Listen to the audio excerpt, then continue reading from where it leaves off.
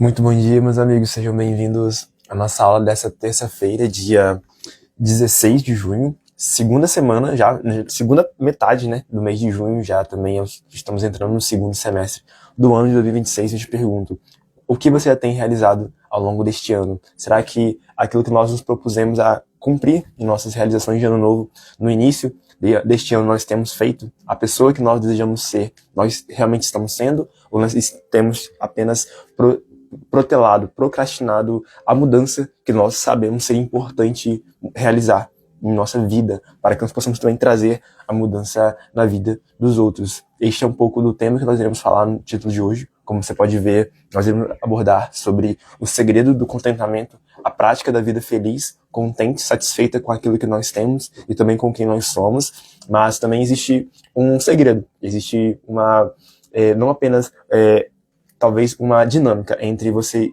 se contentar com quem você é, se contentar com aquilo que você tem, se satisfazer com aquilo que você já tem no presente, mas não estar conformado com a pessoa que você é. Então talvez pode ser um paradoxo que nós iremos talvez abordar um pouco no dia de hoje. E para aprofundar o tema deste vídeo, eu gostaria de usar duas passagens bíblicas, dois textos muito importantes e que certamente servirão para nos fortalecer e realmente ter um entendimento mais alicerçado naquilo que pode nos ajudar a entender o tema desta aula. Portanto, eu gostaria de abrir aqui e falar com vocês sobre aquilo que está escrito em Filipenses, capítulo 4, versículo 11, o texto bíblico de Filipenses, onde está escrito: "Digo isto não porque esteja necessitado, porque aprendi a viver contente em toda e qualquer situação. Sei o que é passar necessidade e sei também o que é ter em abundância. Aprendi o segredo de toda e qualquer circunstância, tanto de estar alimentado como de ter fome, tanto de ter em abundância como de passar necessidade. Tudo posso naquele que me fortalece." Essa certamente é uma das passagens mais conhecidas de Paulo, ou talvez de todas as escrituras, onde as pessoas costumam colocar muito essa passagem final que nós lemos, onde Paulo diz: "Tudo posso naquele que me fortalece." Nós não temos tempo de fazer toda a contextualização do texto de Filipenses, todo o princípio bíblico, todas as lições, os ensinamentos que Paulo escreve à igreja de Filipos na aula de hoje, mas nós podemos trazer alguma pontuação, algo que sim se trata relevante. Paulo, enquanto escrevia a carta à igreja de Filipos, ele estava preso, ele estava algemado, encarcerado por causa do evangelho, e ele o faz para mostrar à igreja a importância da alegria, a importância da comunhão, a importância da unidade em Cristo, no Evangelho. Paulo, durante toda essa carta, vai falar sobre isso, sobre a vida em plenitude, que só é encontrada em Jesus.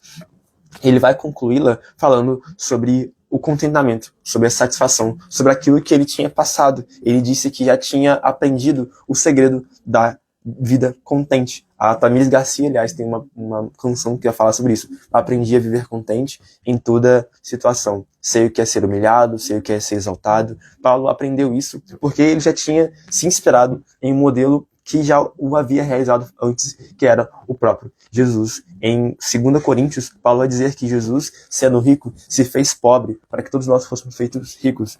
E Augusto Cury vai fazer uma paráfrase em sua análise da inteligência de Cristo, ao dizer que nenhum homem tão grande se fez tão pequeno para que os pequenos fossem feitos grandes. Paulo entendeu o segredo do contentamento, que também é o primeiro princípio que nós iremos abordar na aula de hoje, que é se inspirar em Cristo, que é imitar a Cristo. Ele que se contentou com aquilo que ele tinha, que era o Rei do Universo, o Criador de toda a criação, se humilhou, se esvaziou, assumiu a forma de servo. Também em Filipenses 2 está escrito isso, onde Jesus não viu como usurpação ser igual a Deus. Antes, a si mesmo se esvaziou, sendo reconhecido em figura humana, sendo obediente até a morte, e morte de cruz. Paulo aprendeu a ser contente porque ele aprendeu a seguir os passos de Jesus. Ele mesmo diz: "Sejam meus imitadores, assim como eu sou imitador de Cristo." Quando nós olhamos para Jesus, nós aprendemos também a ser contentes. Cristo, que era o homem mais rico de toda a criação, porque ele era dono de tudo, se fez humilde, a ponto de nascer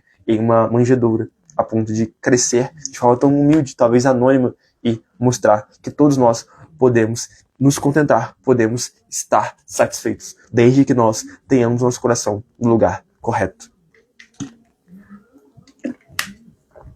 Mas Paulo não para apenas por aí. ele não aprende apenas a ser contente olhando para Jesus, que é o modelo-chave de todos nós que devemos buscar estar mais parecidos com ele, nós que buscamos ser eternos aprendizes e ensinadores dessa vida, ensinadores desta existência, desse caminho que nós estamos trilhando.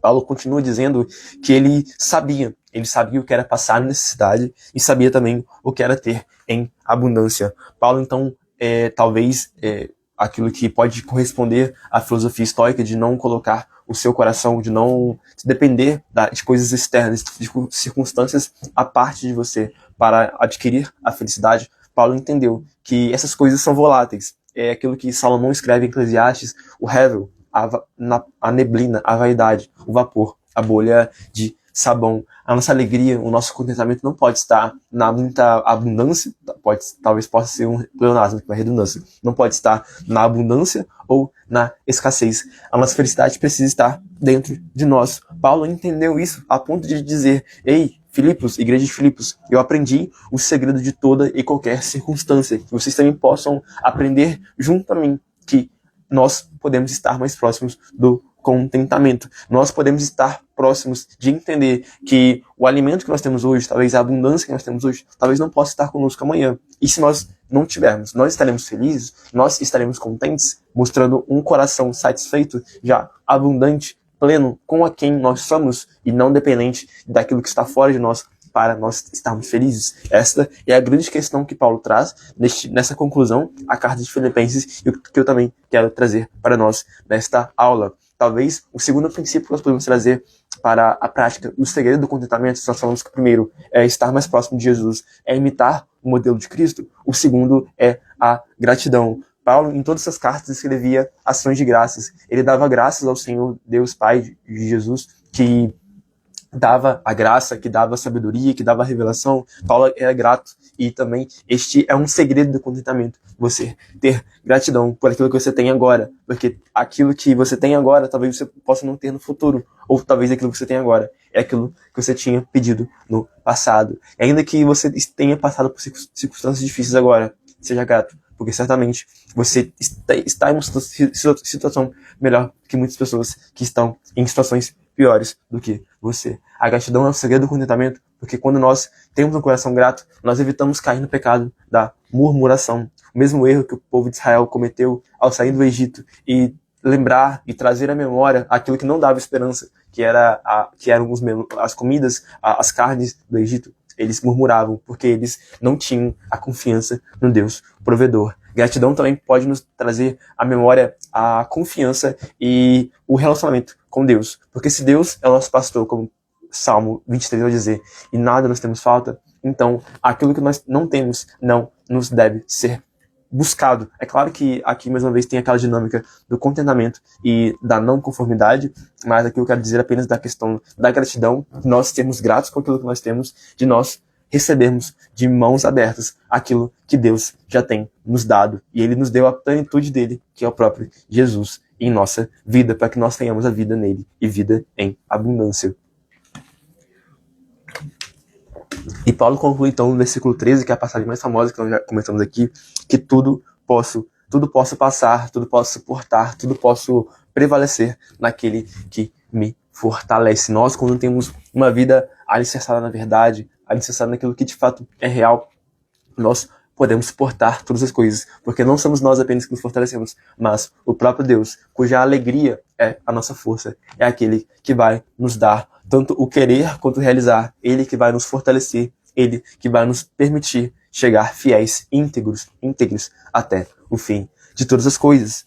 E a segunda passagem que eu gostaria de ler com vocês é aquilo que está escrito em 1 Timóteo, capítulo 6. Se no último vídeo, na última aula, nós falamos sobre Timóteo também, quando Paulo vai falar sobre os tipos de oração, as súplicas, as orações, intercessões e ações de graça, agora nós vamos falar sobre também Timóteo, mas já é o final, quando Paulo vai falar sobre Timóteo a respeito do contentamento, sobre a vida da prática da piedade. E aqui já vamos para o versículo 6 do capítulo 6. De fato, grande fonte de lucro é a piedade, com o contentamento, porque nada trouxemos para o mundo, nem coisa alguma podemos levar dele.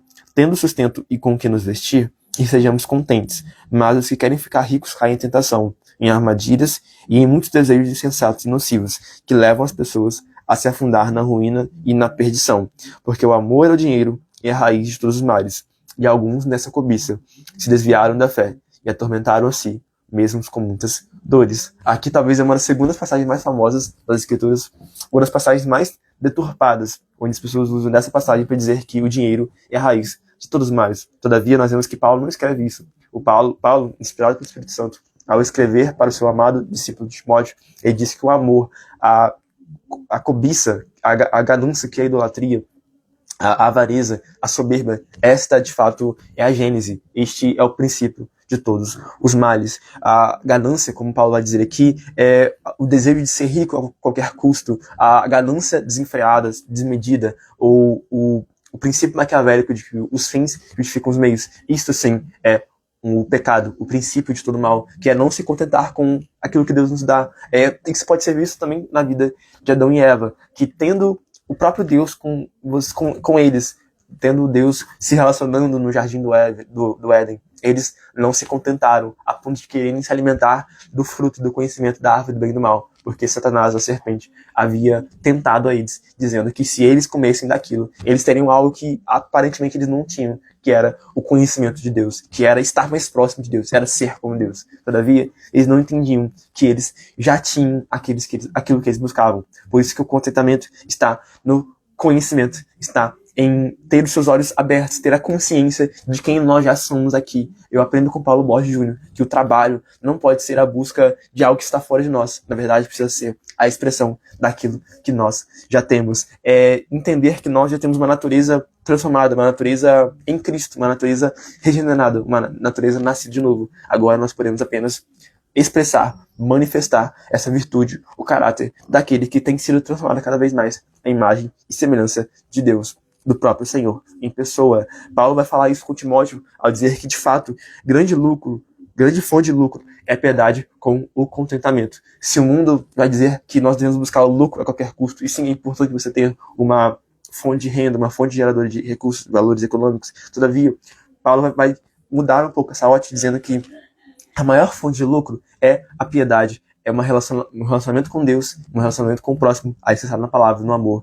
E este é, de fato, um grande gerador de lucro. É o contentamento, é você se contentar com aquilo que você já tem. Paulo vai falar que a busca de riquezas, a busca de se tornar rico, pode trazer muitas pessoas ao engano, às armadilhas, porque certamente as pessoas, ao olharem para fora aquilo que elas já não têm, certamente elas irão perder o conhecimento daquilo que Deus já entregou para nós mesmos. Paulo continua dizendo que nada trouxemos para o mundo, e nem coisa alguma podemos levar dele. Isso nos lembra aquilo que Jó vai dizer no auge dos seus sofrimentos. Vocês lembram disso? Jó, quando tem um conhecimento de que seus filhos haviam sido mortos, de que ele havia perdido seu gado, sua riqueza, ele vai dizer: Deus me deu, Deus tomou, bendito seja o nome do Senhor.